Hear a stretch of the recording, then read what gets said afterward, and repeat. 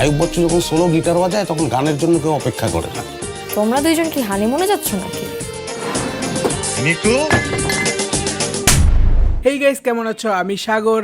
আজকে এই ভিডিওতে বনলতা এক্সপ্রেস সিনেমাটি কেমন ছিল সেটার রিভিউ করার চেষ্টা করব।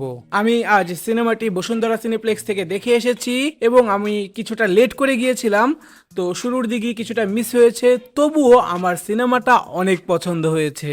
একটা সিনেমার শুরুর কিছু অংশ মিস করার পরও আমি প্রত্যেকটা ক্যারেক্টারের সাথে অনেক সুন্দরভাবে কানেক্ট করতে পেরেছি এবং তাদের হাসির সাথে আমি হেসেছি, তাদের ইমোশনের সাথে আমি কেঁদেছি। বনলতা এক্সপ্রেস এই সিনেমাটি মূলত তানিম নূর বানিয়েছে হুমায়ুন আহমেদের কিছুক্ষণ উপন্যাস থেকে অবলম্বন করে। তো সে যে এই উপন্যাস থেকে গল্পটা নিয়েছে সেটা বোঝা যায় তার স্ক্রিপ্টিং, তার ডায়লগ, তাদের অভিনেতাদের পারফেকশনে। প্রত্যেকটা চরিত্রের পিছনে যে ব্যাকগ্রাউন্ড আছে, তারা পিছনে কি কি ভাবছে, এগুলোর ব্যাকড্রপগুলো এত সুন্দরভাবে ছিল যে প্রত্যেকটা চরিত্রের গভীরতা ফিল করা যায়। বনলতা এক্সপ্রেস সিনেমা যখন আপনি দেখবেন, আপনি শুধু সেই সিনেমাটা দেখছেন না, আপনি প্রত্যেকটা চরিত্রের জীবন দেখছেন। সেই চরিত্রগুলো ভুল করবে, ঠিক কাজ করবে, আপনি সেখান থেকে শিক্ষা নেবেন। প্রত্যেকটা বগিতে ভিন্ন ভিন্ন চরিত্র এবং ভিন্ন ভিন্ন গল্প দেখতে পারবেন, যাদের গল্পটা একসাথে হয়ে একটা পূর্ণতা দান করবে পুরো সিনেমাটাকে। আমি যখন এই সিনেমাটা সম্পূর্ণ দেখে বাহির হই, প্রত্যেকটা চরিত্র আমার মাথায় একেবারে ছেপে গিয়েছিল। যেমন চঞ্চল চৌধুরীর নেতার চরিত্র এবং বাঁধন তার ওয়াইফ হিসেবে একটা ইন্ডিপেন্ডেন্ট চালাক মহিলার চরিত্র প্লে করেছে। অন্যদিকে শরীফুল রাজ প্লে করেছে হচ্ছে একটা ডাক্তারের চরিত্র। সাবিলা নূর ছিল হচ্ছে একটা ঘর থেকে পালিয়ে যাওয়া মেয়ের চরিত্র। আর সব থেকে বেশি আমাকে অবাক করেছে শ্যামল মৌলার চরিত্র, যে মূলত একটা হাজবেন্ড, যে তার মেয়েকে অনেক কড়াকড়ি ভাবে দেখে এবং তার ওয়াইফের প্রতি একটু স্ট্রিক্ট। মূলত পুরো সিনেমাটাতে সে অনেক ভালো অভিনয় করেছে, তার চরিত্রটাতে একটু বেশি ইম্প্যাক্ট ছিল এবং তার ডায়লগগুলোকে আমি বেশি রিলেটও করতে পেরেছিলাম।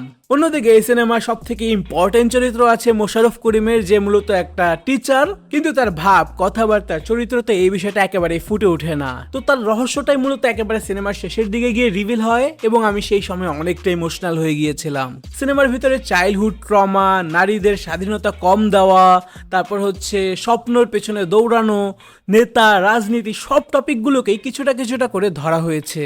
আমাদের বর্তমান সমাজের রূপটাকে এই সিনেমাটা অনেক সুন্দরভাবে দেখায়। এই সব কিছু ছিল সিনেমার গল্পের বিষয়ের কথা। এখন আসা যাক সিনেমাটোগ্রাফি। অসাধারণ সিনেমাটোগ্রাফি, কারণ তুমি যখন এই সিনেমাটা দেখবা তোমার মনেই হবে না যে তুমি সম্পূর্ণ সিনেমার 90% অংশ একটা ট্রেনের ভেতরে দেখছো।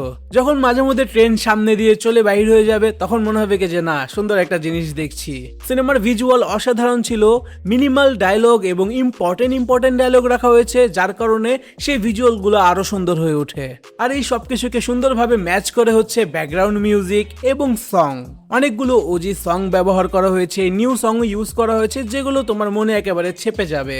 বর্তমানে বাংলাদেশি সিনেমায় ভালো ভালো গানের ব্যবহার একেবারেই দেখা যায় না। তো এই বনলতা এক্সপ্রেসে যখন তুমি এই ভালো ভালো গানের ব্যবহার দেখবে, ভালো ভালো কমেডি দেখবে, তখন মনে হবে কি যে না, বাংলাদেশের সিনেমা ইন্ডাস্ট্রি আগাচ্ছে।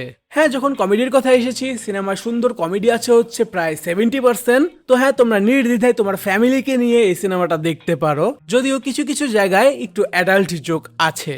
তবে সেটা যদি তুমি তোমার ফ্যামিলির সাথে দেখো তেমন কোনো প্রবলেম হবে না বলে আমি মনে করি। ওভারঅল সিনেমাটা আমার অনেক ভালো লেগেছে। উৎসব যখন আমি সিনেমা হলে দেখতে পারি নাই, আমি মিস করেছিলাম, তখনই আমি বলেছিলাম যে আমি নেক্সট তানিম নূরের সিনেমাটা দেখবো। তো এখন আমি এই সিনেমাটা দেখেছি অ্যান্ড আমি যে সেই ডিসিশনটা নিয়েছি সেটা নিয়ে আমি অনেক প্রাউড ফিল করি, কারণ এই সিনেমাটা আসলেই অসাধারণ। আমি চাইবো যে সবাই এই সিনেমাটা দেখুক। তুমি যদি গল্প নির্ভর সিনেমা পছন্দ করো, তেমন একটা অ্যাকশন পছন্দ না করে থাকো, তাহলে এই সিনেমাটা পারফেক্ট তোমার জন্য। তো আমি জানি যে এই সিনেমাটা উৎসবের থেকে ভালো আয় করতে পারলেও আমি চাইবো যে এই সিনেমাটা এবারের ঈদে অনেক বেশি আয় করুক, যাতে এরকম সিনেমা সামনে আরো বেশি আসে। তোমরা এই সিনেমাটা দেখেছো কিনা, তোমাদের এই সিনেমাটা কেমন লেগেছে সেটা কমেন্টে জানাইতে পারো। দেখা হবে তোমাদের সাথে পরের ভিডিওতে। বিদায়।